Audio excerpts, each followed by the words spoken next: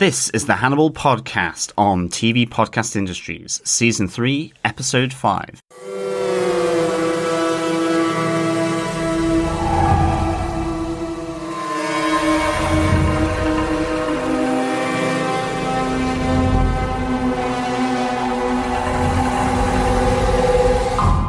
Ciao, Accoglienza. Welcome back, Fannibals. This is Hannibal on TV Podcast Industries, the podcast about the hit TV show Hannibal. I am one of your tasty hosts, John. And I am your other slightly less tasty host, Irene. You're spicy, not tasty. We are your fine young Hannibals, and we're here to delve with you from the tableau to the table and everything gruesome in between for Season 3 of Hannibal, the incredibly snaily TV series. This week we look at Episode 5, which is entitled Contorno. And interesting thing, I was looking up about the term contorno is... it means in Italian, from a culinary perspective, a side dish, usually vegetables, served alongside the main course. So this is only this isn't the main thing. So does that mean the next episode is going to be more? Exactly. What is going to happen if this was the side dish? Then I'm looking forward to the main course because this side dish was pretty meaty. Meaty, yeah. But it also means in Italian to outline, border, contour, or to surround. So this idea of Hannibal getting hemmed in and tracked down and increasingly squeezed into a corner or into a corner of a museum. Yeah, it could work in that sense as well. So interesting title for this episode, and it kind of fits in, I reckon, to that idea of surrounding the prey. Yeah. Interesting stuff. But it's just to remember everyone that this is a mature podcast. There will be swearing, discussions about murder, gore, and other horror topics. I would suspect a lot of conversation about snails in this episode, and quite possibly screams and frights. Mainly us describing that we jumped, screamed, and fled from the TV room whilst watching this episode. I had a little jump at one point in this episode, I have to say. I had a jump, but I can't really imagine running from the room because you're usually so stuck to it that you're like, I can't look away. Yeah, so it was a good episode. Very. Just to remind you, we are part of TV Podcast Industries, and you can find and listen to us at www.tvpodcastindustries.com/iTunes. Or you can find us on any other good podcast catcher, such as Stitcher, Player FM. Just search TV Podcast Industries. You can also listen to us on our website at www.tvpodcastindustries.com. And of course, you can send us in feedback or comments on each episode at feedback@tvpodcastindustries.com. Yeah, exactly. So we will be releasing these episodes once a week of Hannibal. We're tuned into the Ireland and UK schedule, which is broadcast on Sky Living. And it's just say that for each of these episodes that we do, we podcast and look at the murder tableau for each of the episodes, followed by our 3 favourite or main points from each of the episodes. So we look at the entree, the main, and the dessert, and leave some room for coffee and our notes. And of course, then we'll finally take a look at Hannibal's table of food that he has enjoyed in each of the episodes. Although in 2 of them so far, he hasn't really had that. So we've had to think on our feet. We've had to be creative, I suppose. Yeah, it's like he doesn't want us to be able to stick to the format. Exactly. Damn you, Hannibal, influencing our podcast. It's nice to get the feedback from him, though. It is, yeah, it is. Thank you, Hannibal, for the feedback. But I think with that, we can go on to our discussion of this week's episode, entitled Contorno. John, do you want to give us the synopsis for this episode? I sure will. This episode was directed by Guillermo Navarro, another new director for this season so far. And it was written by Tom DeVille. And again, with Brian Fuller and Steve Lightfoot there overseeing each script for each of the episodes. Okay, so Hannibal Season 3, Episode 5, Contorno. As Will Graham and Chiyoh make their long journey from Lithuania to Florence by steam train, they discuss her relationship with Lecter, but all is not what it seems with Chiyoh, as she delivers an unexpected twist to their so-called alliance, and a big push for Will. Jack also makes his way to Florence, but for other motives. Whilst he releases his wife's ashes into the River Arno, where they first met, he also meets with Inspector Pazzi to consult with him on Hannibal. He also leaves him with a warning, as he tells him that Hannibal already knows he's being investigated. As Pazzi goes to investigate Lecter further, probing for information about the 2 murdered professors, he ultimately decides to sell Lecter to Mason Verger. A fact that brings Inspector Pazzi face to face with his gruesome ancestral past, courtesy of Hannibal. As Pazzi hangs disemboweled, Crawford arrives at the scene, where a bitter fight ensues between him and Hannibal, leading to an unexpected turn of events. Ooh. I mean, I have to say, this was a fab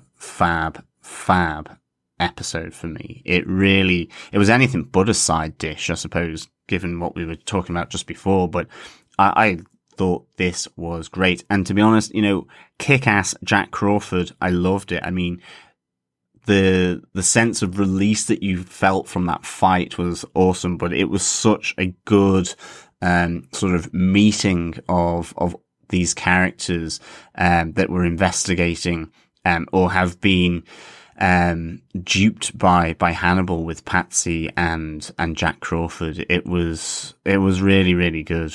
I didn't expect to see that in this episode, seeing as we only found out that Jack was alive last week.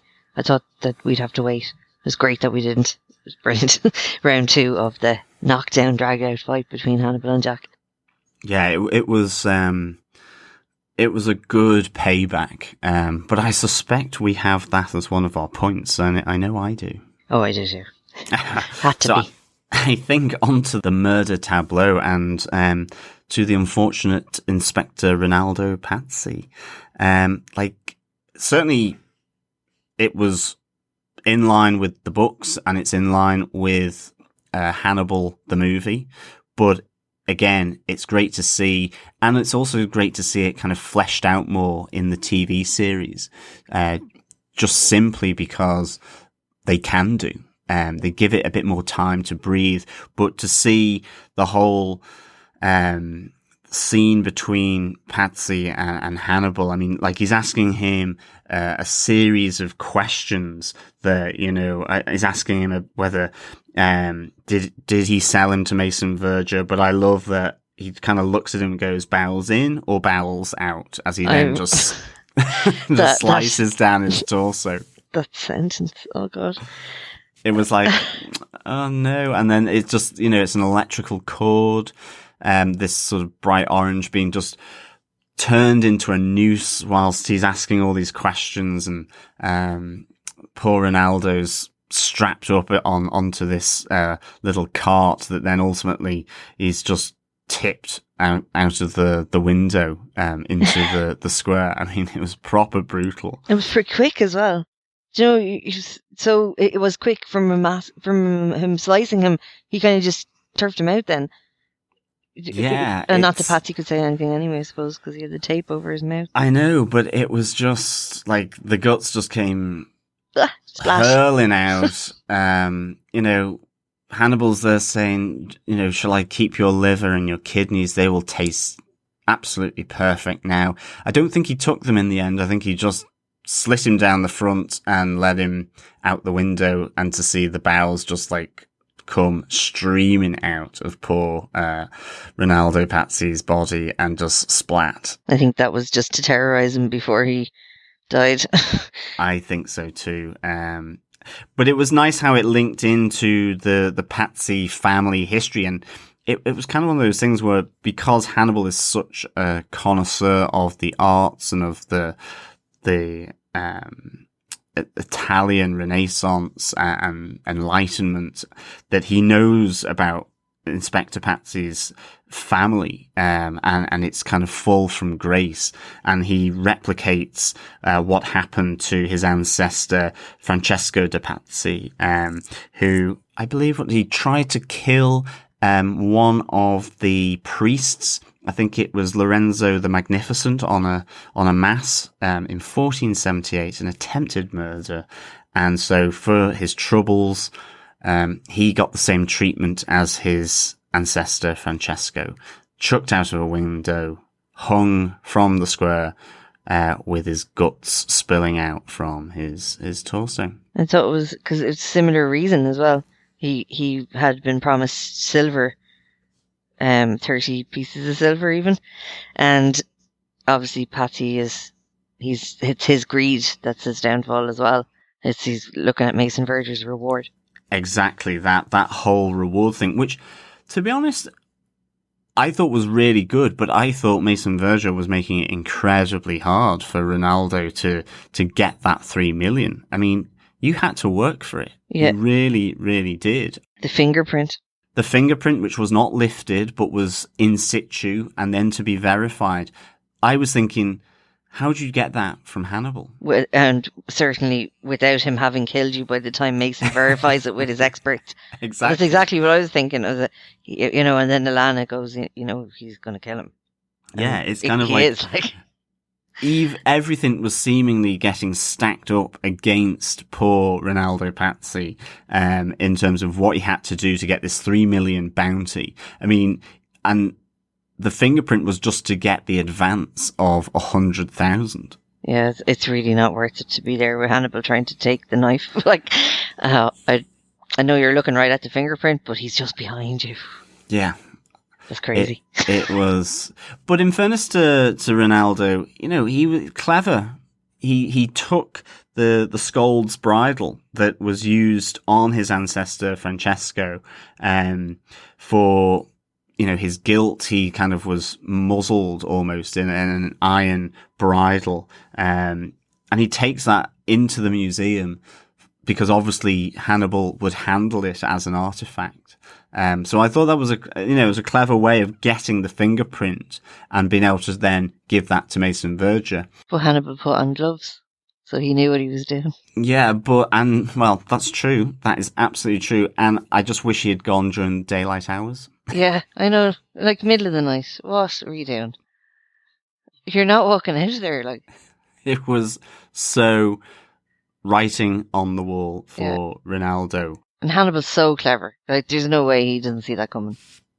You're coming to see him in the middle of the night with this thing, and he's handing it to him. And Hannibal kind of gestures for him to put it on the table instead. Yeah. And it was definitely, he actually literally did get too close to Hannibal. I mean, in terms of that Hannibal already knew. And I love how him and Bedelia discussing the idea that there's a bounty on your head. It's almost like they can predict. Like there's such good psychiatrists that they're weighing up the reasons for all these different actions, and they're coming to these conclusions based on this logical deduction of people's actions and why they do these things. I think Hannibal just does that better than any of them. Exactly, and I just they have that conversation where they talk about the shared fondness for Botticelli, sort of linking back to the Il Mostro, where Inspector Pazzi obviously had observed Hannibal just looking at the La Primavera painting of Botticelli, and that they had obviously crossed paths then in the Uffizi Gallery where it's hung, and obviously with the previous tableau of the March Winds and the lady in the flowery gown, which was replicated by Hannibal in the dumpster. I think Bedelia asks him the question, does he know who you are? And he just responds back, Hannibal, to Bedelia with all the elements of an epiphany were there. When I looked at him in his face and I got close enough to smell him, And it was just like, oh wow, again. Yeah. He literally did Get too close. get too close. And there was that moment where when he comes into the museum for the first time and Hannibal turns around, he's dusting an artifact or something, and he turns around and you can see the face and the reaction on Pazzi's face. It's really good, and obviously it's a dead giveaway to someone as nuanced as Hannibal who can spot that. And then obviously he's smelling, presumably the package being left in Inspector Pazzi's trousers, as he's just seen. This killer in front of him. It was very like the book, actually. I think there's some bits that I was going, I think that's actually a quote from the book, from Thomas Harris's Hannibal book. Like the disembowelment and even the way that then Alana ringing in the middle of it, that was directly from Ridley Scott's film. Yeah. But obviously it was Clarice Starling in the book, in the film. But that was a nice little touch as well. I mean, you see Alana's kind of bravado just go. Yeah. She's really like, oh my God, it's him. Yeah, like that was a superb little touch. I must say, I really liked that. And I mean, Hannibal was just so matter of fact with her though. Like, I have to go now. I'm in the middle of something. As he, chucks out, poor Ronaldo Pazzi from the windows. He saw his manners though. He said it was very nice speaking to you again. Nice to speak to you. So he's so mannerly. I know. It's just like, it was just a great scene, and it just like it links in to the books. It links into the movie Hannibal, and it's given more time to breathe here in the TV show, and it's just done so well. And I think it kind of links into maybe my first point and your first point, Irene, our entree, which is Jack and Hannibal's fight, because after the good inspector, R.I.P., has been thrown from the window, who is down there but Jack Crawford, who has been speaking with him sort of previously in Palermo, but also has come to Florence for other reasons, and has been dining with Ronaldo and his wife, Mia Maestro, I believe, is what her name is. Which is an interesting name. But he's there, and this leads to a fantastic fight. What are your thoughts on it, Irene? I just loved it. I was round 2. It's brilliant. And you just see Lawrence Fishburne's face the whole way through it. It's just seething rage the whole way through the fight. Like, they had their confrontation at the end of season 2, and then you see Jackie's and Hannibal's tricks against him. The taking off the shoes to sneak up behind him. That's, Hannibal did that a few times, and Jack isn't holding back at all. It's great to watch. Yeah, I mean, it's real sweet justice, isn't it? He turns on the music as well as Hannibal's coming back from the window, which is what Hannibal did to Inspector Pazzi. All of a sudden it goes from silence to this music, which is great. It just works with the scene, this kind of dance and fight between Hannibal and Jack. And I mean, Jack gives him a pretty brutal beatdown. I mean, whatever about the punches, the knee to the face, but I think does he break his arm on the wheel? It sounded like he broke his arm, yeah. The hook into the leg.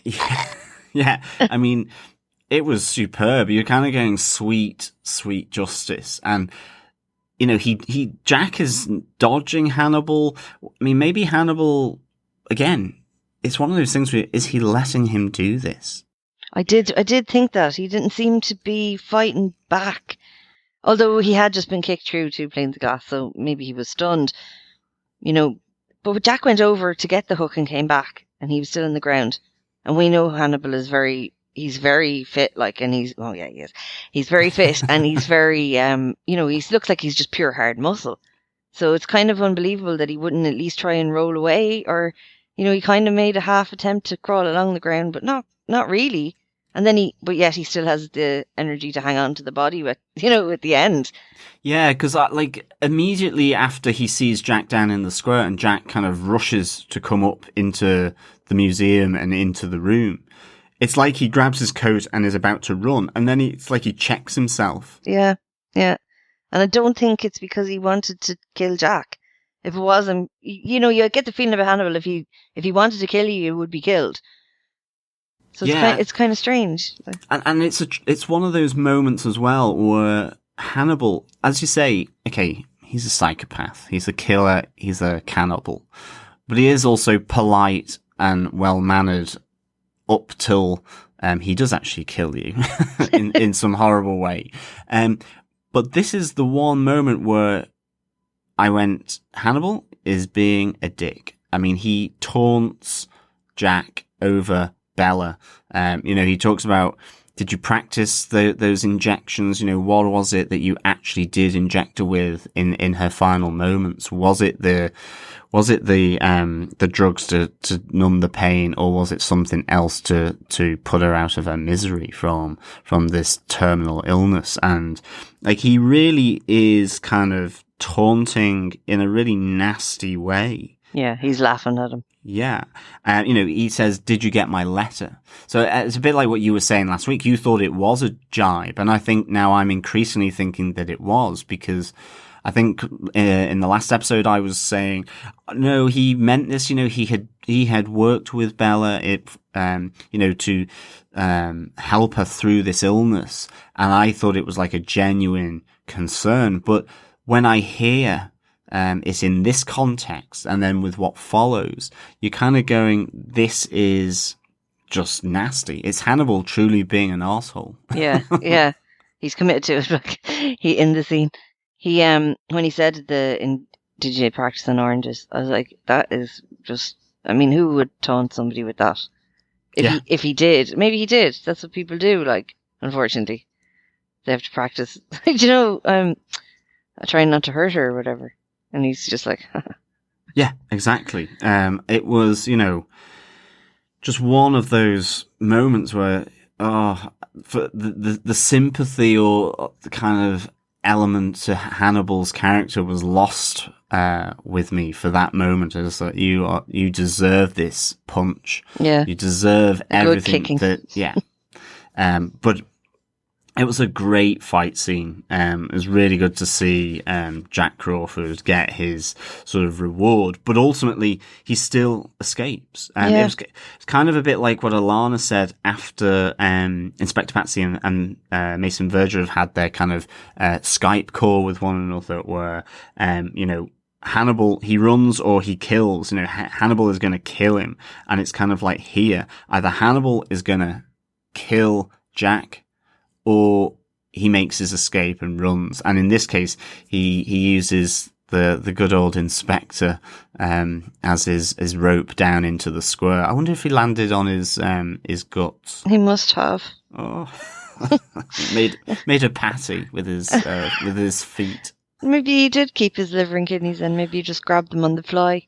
Yeah, maybe as he was working his way down, hand into the cavity, pull out the. Yeah. I'd say he has a jiffy bag in his pocket all the time anyway. So he could probably, squirrel them away for later. It was like a drive-through. On the go. And even when he was standing down in the square, he didn't look like a defeated man. He didn't look panicked or anything. He just kind of walks away. Yeah, he looked hurt, and he looked a bit sort of stiff, and he'd obviously, I think he was limping a bit, but nonetheless, he has presence of mind to get out of there. And that's the thing. You got the sense that he knew what he was doing in the end. Yeah. Oh, you always get the feeling that he's not surprised by anything that happens. He's already thought of the eventualities. Yeah, and in fairness, he may have helped Jack, he may have helped prevent Jack from being actually a killer, because, he was going there with that kind of anchor type barbed hook with 3 hooks on it, and you were like going, what is he going to do with that? It's strange, because he had said he's there to get Will. He's going to get Will. He's not going after Hannibal. Now, obviously, I suppose if the opportunity presents itself, why wouldn't you, try and give him a good kicking. But Absolutely. I had that same thought, but I just thought it was an opportunity because we had seen a bit earlier, it was a real quick scene of Jack with Ronaldo's wife saying he's not called. He shouldn't be this late, where is he? Yeah. And I think that's when, obviously, the alarm bells must start sounding for Jack. And, that was kind of, I think, what spurred him to go there. And then I think you're right, he probably just seized the opportunity. And he was taunted, obviously, as well. But I mean, he was going upstairs at that stage, and obviously Patsy's dead. You can tell that from downstairs. Unless it's just the lawman in him. He's going to try and take him in, but he knows Hannibal. I suppose he survived him before. So... Yeah, I mean, I reckon you're right. I reckon it could just be almost instinct that he would try and bring this guy down. But I think as well, like he had that conversation with Ronaldo earlier in the episode where I think he's at Ronaldo's house and they're both disgraced. Jack's had to leave, forced retirement from the FBI. Patsy's doing this investigation of Il Mostro completely under the radar. It's completely off the books. It's not official at all. He's obviously been made fun of or mocked by his colleagues for the fact that he couldn't close out this case or that he had these wild theories. Yeah, his reputation was hurt. Jack kind of makes the point, you are inclined to play a game outside of the law. I played it and lost. It's that thing that Hannibal draws you into doing things silently, off the record, so that when he takes you down, that's also off record because no one knows that they're investigating him. And that's ultimately the tragedy as well of Ronaldo Pazzi, is that he will be found hanging from the window like one of his ancestors, and it may appear as suicide. Oh, yeah. Yeah. Unless, obviously, unless it's reported otherwise by Jack now after this incident. But, that's the aim, that's the wish, is that you get sucked into playing the game to investigate this suspect in Hannibal, but not doing it officially. And that was always the issue in seasons 2 and 1 as well. I didn't think of the suicide thing, sorry. That's why I'm thrown. Oh, I only thought about it then. I mean, it's kind of... Because you're right, it could have been. He could have done that himself. But now Jack's witness to it, who knows whether it will be called a suicide. Maybe Jack will make it official. Yeah. And this is the interesting thing now. Maybe that's what Hannibal wants him to do, because it will draw all these people ever closer. I mean, the whole episode starts off with Bedelia again saying, these people are coming to you, are coming to get you. And whether his ultimate prize is to kill Will Graham, as again, Bedelia is there talking about, now that's what I call reciprocity, that Will travels to kill you, Hannibal, whilst you lie in wait to kill him. It's that kind of, that game of, cat and cat, actually. It's not even cat and mouse. Yeah, it's that both of them want to kill each other. It all starts off this episode with the idea that he's trying to draw people to him. And by allowing Jack to live, to witness it, not maybe that was his initial intention, he can now draw them to him even closer, because it may actually get some form of formal investigation of the Italian by the Italian police. See what I mean? I don't know. I mean, it's an interesting thing, but I mean, ultimately, I think the fight scene here is a great sequence and really deserving for Jack Crawford. You really are rooting for him, but you kind of feel all the way through the fight that maybe Hannibal is going to suddenly pull out a knife or do something to Jack, and Jack's going to get killed. I'm glad he didn't, but you just never know. I think it's more surprising he didn't than the fact, isn't it? But what's your main course, Irene? For my main course, I had Will and Chiyoh. I don't know what to say about the off the back of the train thing and the deer waking him up. Yeah. I just don't know what to say because I don't know if it actually happened. I think it did. Yeah, But I had the same. I had this down for my dessert, so I'm going to pull my dessert up into your main as well and have a nice hodgepodge of a main course, because I had the same thing. It was like, was it a dream? Was it not a dream? Was it reality? Another one of these things that really messes with your mind, because it starts off what seemingly looks to be Will waking up from a dream, from an image of Chiyoh sort of dead, bloody, dripping blood, yeah. yeah, entangled in some kind of like vine or thorns. I kind of thought of Sleeping Beauty a bit when I saw her, but he wakes up and then goes to the back of the train, and then they have quite a philosophical, heavy conversation, which I wouldn't have been able to do after just waking up, about the night time and the day and them being different but part of a whole, and all of this. And then she flips him off the train, and I'm like, whoa. Which was really sudden as well. Yeah, and I was like, okay, this is a dream. And then, yeah, you have the stag coming to him on the rail tracks. Again, you're kind of going, okay, is this still a dream? But I do think it's possibly real. Do you? I do think it happened. I'm just not sure. There was something very dream sequency about the end where he wakes up on the track and the moonlight hitting it and the deer walking off and he follows the deer. But it might have actually happened, I suppose. The cinematography in the show was so amazing. So it probably did, I suppose. Yeah, it is really difficult to know. But I mean, the only reason I kind of increasingly started to think, well, did this happen, was because conversation I had with Derek here, and it was that, is Chiyoh also a protege of Hannibal? I think Will? her motives have the whole story's really been muddied. I'm not really sure now if I don't think she's out to kill Hannibal. I think she's going to find him, and then we find out that she actually knows where he is, so she's in contact with him. So I think you could be right about the protege thing. I don't think she's actually out to get him. In the same way as Abigail was, and maybe you could argue that Will possibly is, although maybe it's a slightly more equal relationship, that he's influencing these women.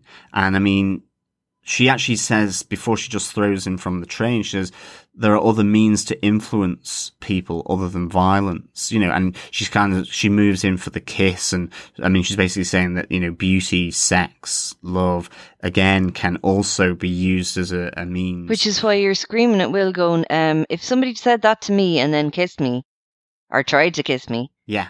But exactly. And then she recoils and says, but violence is all you understand, as she then kind of pushes him from the train. And I thought, okay, wow, that does seem like something that Hannibal would have potentially have done. And I do think that you look at Chiyoh and you look at her past, she's almost been in solitary confinement. The gnawing sameness of her days. Yeah. I think they have this conversation about, is it obligatory for me to talk to you? I've not heard conversation in a normal context, only the voices in my head. And of course, Will's way up there with, oh, well, I hear voices in my head. Although I wouldn't worry, Chiyoh, like this conversation's far from normal, so. Yeah, exactly. And then she makes the point that I'm not as compliant as you to an extent. She says, I used violence when it was required. And you're wondering, is that with Hannibal that she used the violence against in order to save herself? So all of a sudden, Chiyoh's back history, this solitary confinement almost being done in compliance with Hannibal, you start to think, well, maybe she's a bit like with Bedelia to some extent, some kind of attachment to Hannibal. Maybe Hannibal is using his sexuality to control her. I mean, like maybe with Bedelia, like he did with Alana, these elements. So that was a really interesting thing, I thought. And that's what made me think that possibly what we saw was real. I just think Will had a brain off moment, which is a bit strange. And the other thing I thought was really strange is, like, she doesn't know him at all, but she seems to be really tuned into him. So that would be another supporting, another support for that she's in contact with Hannibal. Definitely. She does seem to be pretty dialed into how Will thinks, and in the space of whatever it's been, like can only be days, like. Exactly, and even at the start, they have this conversation about the game between Chiyoh and Hannibal. That he would be burning sort of incense and herbs and wood, and he'd be asking her to guess the type and variety. Almost be, this training her senses. Yeah, this expert, this connoisseur of different smells and tastes and feelings, like he is in a sense, and that they talk about it that he's like a cub. He draws you in with the cuteness and the acceptance, but then grows up to be the big cat that you can't play with later. Yeah.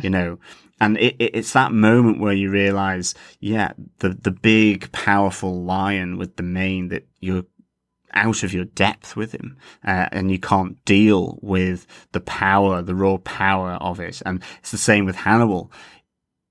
He draws you in and then all of a sudden reveals himself to be deadly, and you can't deal with what he gives you. But, they say that he comes in the form of a mentor as well. So maybe, again, it's more supporting evidence for Chiyoh being under the influence as well of Hannibal. Yeah. DOI. What did needs you... to be pulled over and breathalyzed for under the influence of driving under the influence, DUI. Driving under the influence of Hannibal. But yeah, it's really, really good. What did you think of her saying to him, if you don't kill him, you're worried you're going to become him? I thought it kind of echoed what Bedelia was saying with Hannibal, this idea that, in a sense, are we moving to this fateful conclusion? But again, I'm still not unsure about Will's motives. Yeah, I'm still not sure about his motives, no. I know you just said that. But he didn't give really anything away. No. In this episode, Will, as to his true intentions. Whether he is filling into that narrative like we would expect, that he's becoming Hannibal, that he is friends with him, that he's going to kill him, and he's, this whole intimate empathy and relationship between him and Hannibal, or whether he's just doing it to get him, to capture him. Because at the end of the day, we do know that Hannibal ends up at a psychiatric institute in Baltimore. So he does get captured. Yeah. And how is that done? And that's the really interesting thing. Yeah. Yeah. I thought that was strange when she said, if you don't kill him, you're worried you're going to become him. I was like, you don't know Will. You don't know that. And he hasn't said that to you at all. So I don't know where she got that from if it wasn't from Hannibal. Yeah, exactly. Yeah. So Chiyoh is not looking like the innocent, tortured soul like we thought she may have been from the previous episodes. No, and she's still very mysterious. Sorry, John, you might have some room left for dessert. What do you have for your dessert? What would you like? I would really like to see again Mason Verger and Alana Bloom's table talk. I loved this scene from start to finish, how it went. I thought it was absolutely great. I just love that it ran through his taste. In the last episode, she had said, we find him through his taste. He's a sensory man. And she has laid this table out in front of Mason Verger as Hannibal would. And she goes, this is 19th century Dutch cutlery. This is Glen French china by Christoph from Tiffany. This is a damask cotton tablecloth, again by Christoph. And it's just so well put. And I mean, ultimately it then moves into that she has discovered this pattern of purchases, an echo of his former life in the US in Baltimore. A receipt from Vera Dahl, the fine grocer that Bedelia's been going to and buying these. I think it says Tartufoli Bianchi, the white truffle, and then 2 bottles of fine wine, and here's another receipt, and here's another, and it is just really well done how she uses that and puts that together. I think it links in really nicely as well with Will. Chiyoh asks, how do you know Hannibal is in Florence? And again, it's the answer is about taste. And Will Graham answers, because of Botticelli. It's all this, his tastes that give him away, his fine tastes and all of that. And I loved how that was done. And then I loved how Mason Verger just ripped it down by just saying, sure, you got a taste of him. Spitters are quitters, and you don't come across as a quitter. I thought it was just brilliant. He'd say anything. I loved it. And I just thought that, to me, you had this elegant scene talking about, a particular type of Dutch cutlery, which I would never know, French china and tablecloths. And then Mason Verger kind of rocks in with basically, you don't spit, you swallow. Yeah, he has to reduce it down. Yeah, reduces it down. He goes, he likes good food, wine, and he liked you, and it's just really, really good. And I mean, at the end, and I echo this, he just goes bravo to her. As she mentions about a blonde woman who once a week for the last 3 months has come in and gotten these same 2 items, the white truffle and the fine wine, and paid by cash, and it's all linked to Bedelia, which, again, I'm there thinking, so has Bedelia been doing this on purpose to create that pattern? Obviously patterns are about frequency as well as the actual event itself, and here we go. You get the feeling it was the same time every week for 3 months, the same time, same day.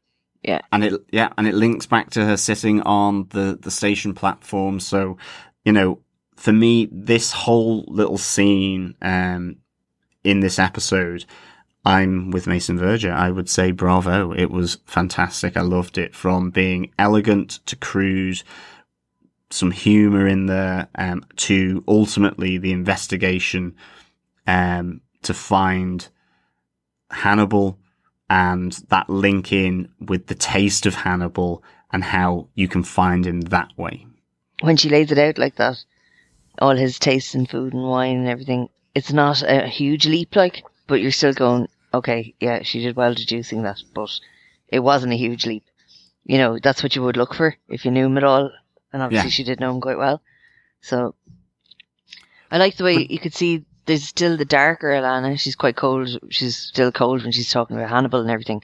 But then there was a glimpse of humanity, the softer side of her is still there when they're talking to Patty, and she says, he's going to kill him. And Mason obviously couldn't give a shit. But she's like, we're going to do this kind of thing. She's not 100%. Absolutely. It's just so good. It's the hint that is staring you in the face that his taste ultimately will be his downfall. But just having that scene to explain it, you go, of course it is. Yeah, because he can move, but he never changes his habits.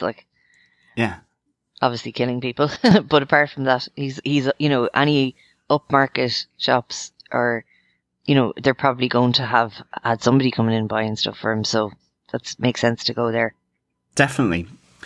I mean, Irene, what's your dessert? What would you like to finish your meal off with? I was actually going to say that when they're on the Skype call to Patty, or video call, and she says, they're going to kill him, but when the two of them are there, both their faces are in the shot, and I kind of thought that's another brain off moment though for the characters, because unless they know Patsy, which I don't think they do, there's no hint that they know who he is, or and they've both got their faces in the video call saying, what's going to happen to him.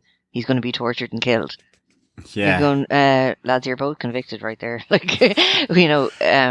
thought that, it was very dark, the whole thing. The implication of what you're about to do, that firstly, bounties are illegal in international law, but secondly, you are assigning Hannibal to torture and death. And it's both their faces are in the picture.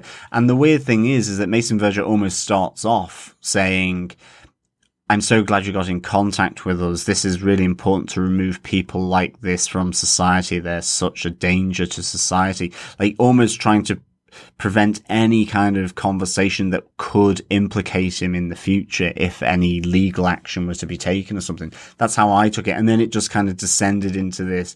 He was too excited, and then Alana got involved, and Mason Verger was just getting too excited with the whole prospect that he might actually get to eat him. Exactly. It was, and I think maybe for Mason Verger, that was partly the reason. But for Alana to stick her head in shot, do a photo bomb. Yeah. So why? It was a bit strange. He could say it without having to look into the screen. But obviously that's not a worry for them. Obviously not. They know he's genuinely after the 3 million. And then I was just going to say about Alana, and when she's talking to Hannibal on the phone, Hannibal's obviously he's going to enjoy the fact that she knows what's about to happen. But and as we said before, it's nearly like she freezes. I keep saying this, but it's like a brain switched off moment.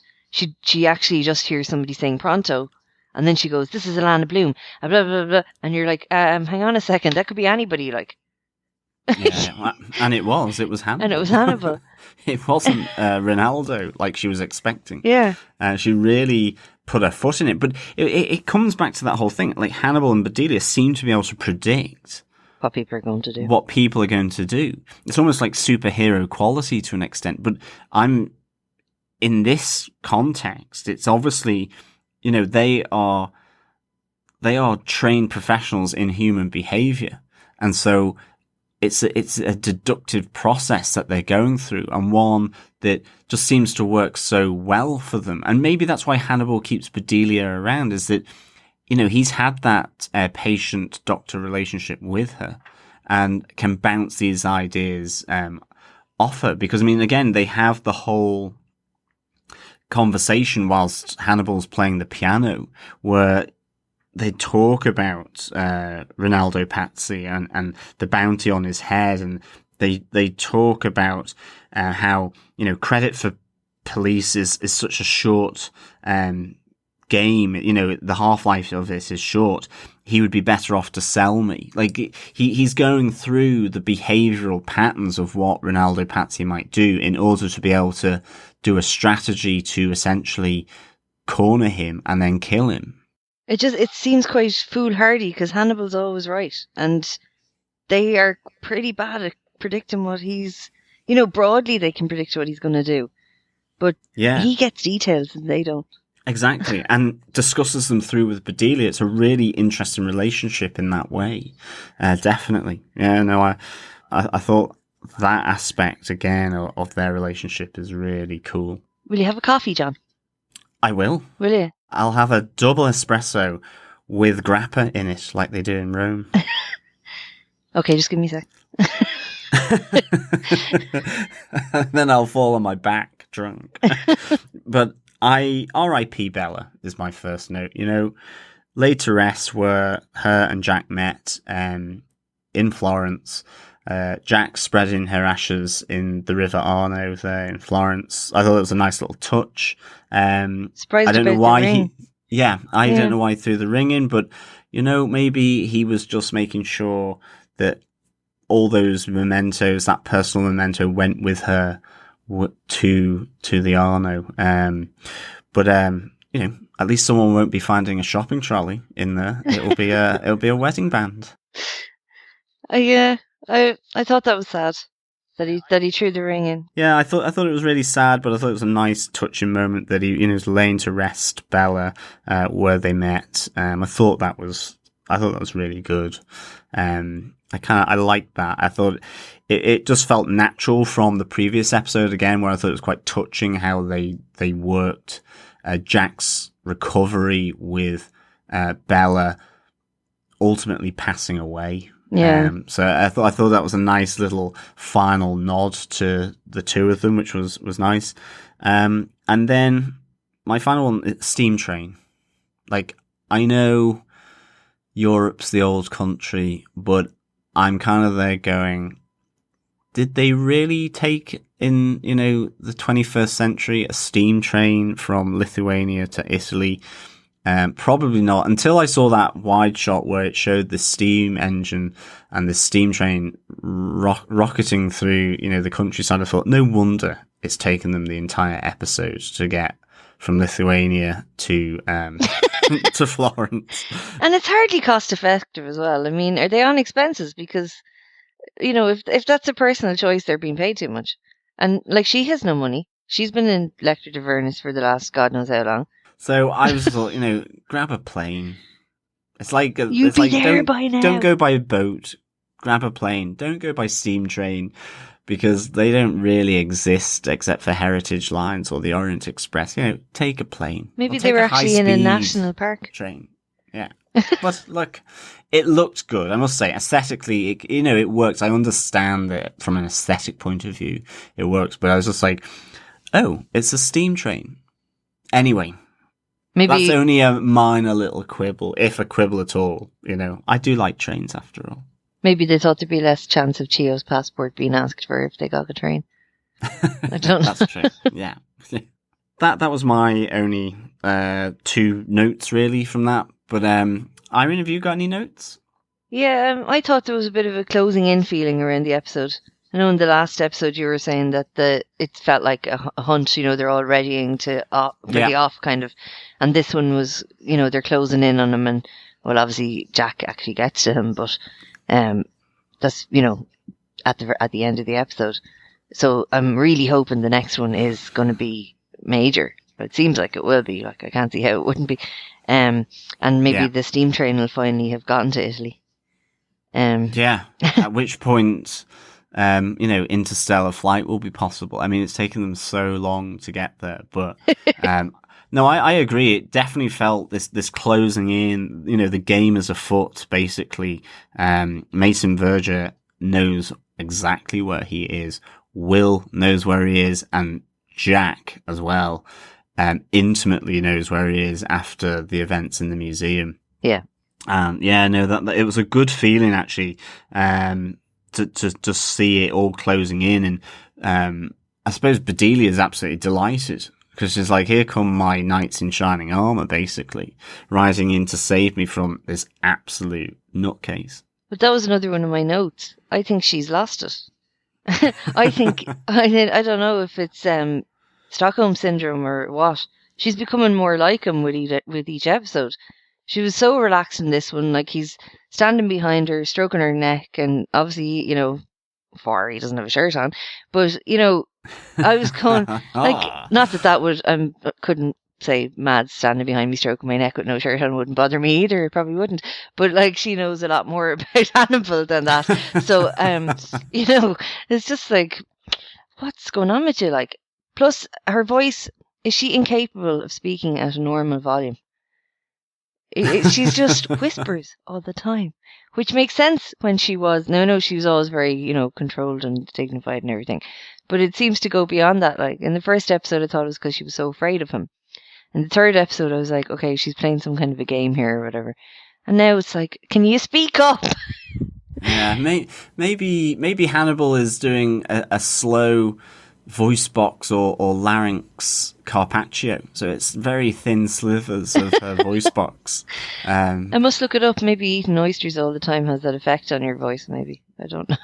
Well, and I think actually it's a nice little segue into our table actually this time, because it links to that whole scene where he's got his shirt off and she's being fed snails on a really spiky metal object. And I must say, at one point I was thinking, again, she's becoming even more relaxed around him. That she will be fed these little nuggets of black elastic, these snails on this really pointy stick. Yeah. I thought it was so going through the underneath of her jaw, it was just not true. But it didn't. No, she didn't seem to be at all bothered by it. And then I was thinking, she's been eating oysters, acorns, and dessert wine for, probably the best part of, they said the last 3 months she's been coming in to buy the stuff for him. So eating nothing but that for 3 months, she probably thought, I'll just pretend it's a little wine gum. At least it's a different texture. At least it's something to chew. Yeah, exactly. I mean, I thought she was hugely brave taking that off the really sharp, pointy stick. It's like a little mini ice pick that you were speaking about last week. Yeah. So, I mean, I think I have to say that would definitely be the table for this week. I mean, maybe he's also got Ronaldo's liver and kidney stashed away somewhere in the freezer for later. But it was snails, but snails again. Yeah. I mean, because there were those flashbacks initially with the Mothman. The Mothman and the snails. Snails are incredibly important in this episode, and they're saying that the fireflies actually feed on the snails. Yeah, because Hannibal makes the point that he used to keep these cochlear gardens, these snail gardens, as a child to attract the fireflies, which I thought was really interesting. Yeah, and then you see the Mothman with them all flying around him. It was nice. Yeah. That was a nice scene, actually. It was really nicely done, and it's so kind of pretty, isn't it? But then you go, ooh, and there's a dead man in the middle of that. Yeah. But if you look past these things, John. And exactly. The light was coming nicely through the smashed wine bottles. Yeah, it was. It looked like it was a feature of a very fine restaurant. Yeah. You make the best of what you have. Exactly. Some people like to sit under, maybe a magnolia tree in full bloom, or with cherry blossoms or roses. And other people might have, beautiful light shining through broken glass with a dead Mothman. Yeah, with snails all over. With snails all over him. But I did start to look into the meaning of snails, because quite literally there's been snails in every episode. Yeah, this season is big on the Shelkabookies. Yeah, absolutely. Now, so symbolically, it has a lot of stuff that could feed into this season. So it has symbolically... It represents fertility, because the sexuality maybe of Hannibal and the use of that for with women, and certainly with what Chiyoh said in this episode, you could maybe go okay, and that's because they can snails can switch between being male and female. The dirty minxes. That's very topical. Yeah, and then. They're also a sign of progress, but in a steady as they go, that, that they reach a point, in a steady, deliberate manner, because they're so sensory, the slime and the eye stalks, and that they feel their way, this steady but sure progress of where they go. And then they also symbolically represent cycles and this idea of the spiral shape on their shell. Oh yeah. So yeah. It's the spiral of shells, and it represents expanding consciousness, is what I read, and it implies a spiraling inwards to seek inner consciousness or answers. So a bit like Will Graham, he's asking a lot of questions, looking for answers, as quite a lot of people are in this season. So that was an interesting thing. And then the other 2 points was that the Aboriginals in Australia, they observed that obviously the ability of the snail to hide and then to reveal itself from its shell, and that kind of notion of the revelation of what's in the shell, the revelation of what Hannibal truly is, or maybe what Will truly is, or Chiyoh, or all of these different people. And then the meaning of snails in a dream is that you delay events in vain, and it can mean that these situations or, particular events that creep up on you slowly without warning, but ultimately catch up on you before you actually realize they can, because of this kind of steady progress if you dream about snails. And that obviously enemies or adversaries can take advantage of this, or, bill issuing companies. Such as electrical or water or gas. Suddenly you have a massive bill and you go, oh crap. So I thought that was kind of interesting. It all, when I was kind of looking at this, I kind of thought, well, you can put this in and shape this into some of the things that are going on in this season of Hannibal really well. And obviously they've just been so present, all these snails, that I thought it was kind of quite interesting just to have a look at, why have they been so present in this season so far, both alive and dead. Flambéed. Yeah, flambéed. So it's either like everybody's sneaking up on Hannibal, or it's actually the other way around. Yeah. So interesting. And then obviously we get to hear, as you said, about him keeping these snail gardens as a child. So they obviously resonate with Hannibal. So I'm kind of looking at snails in a different light. I mean, I normally just chuck them over into the neighbour's garden. Well, I'm telling you, next time it's raining and they're all in the footpath, I'll be walking in the road. I won't be carefully walking around them, because I'll be thinking about what you said about them going faster than you'd think and going for the worm. So, oh yeah, I'll be like, I leave you to it, lads. Don't mind me. You didn't see anything. Predatory snails. Who would have thought? Stuff of nightmares. It is. Thanks. Yeah, I will have that now. But I think on that snail nightmare note, I think that's the end of our review. I mean, like, to sum up, Irene, would you return? Would you return to this restaurant? I'm thinking I'm going to say the same as I said last week, if that's okay. That I'm just dying to move on now. I really liked the bit about the heirloom with Pazzi's ancestors, where they had been bitten by the Archbishop. I was like, okay, that's really vicious. Like, God, is it not bad enough? It's like bowels out, choking for your breath, and then somebody has to bite you as well. Like, talk about heaping misery on top of misery. I really liked that he had found that, Hannibal had found that, and he shows it to him. And then obviously he, he starts replicating it. Using poor Pazzi himself. There was loads I loved the episode. I suppose it's just, I'm like Ronaldo Pazzi like that. It's the greed is getting me now. I just want more information, further the story. Yeah, no, I thought this was a really good episode. I loved it. I thought it really hooked me in. I mean, I would give this 4.5 disembowelments out of 5. I really liked it. I thought Ronaldo Pazzi, it came to a fitting end. It's like in the book and in the film, but it was just fleshed out more. I loved the ancestral tales that really Hannibal links into the psyche of Ronaldo here by learning about his past. I loved that. I loved, again, as you say, all these people closing in on Hannibal. Mason Verger, Alana Bloom. I'm loving this tag team. I love the dirt that Mason Verger can turn anything into.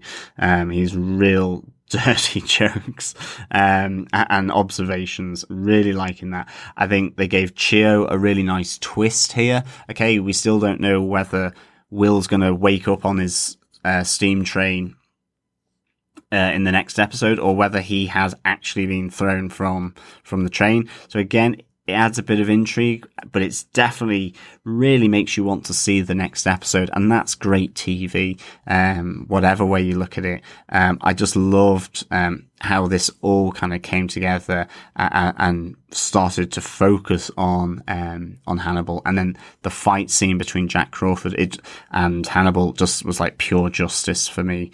For Jack, obviously Hannibal escapes, and that's brilliant as well. Obviously, he could have been captured and arrested there and then, or maybe even killed.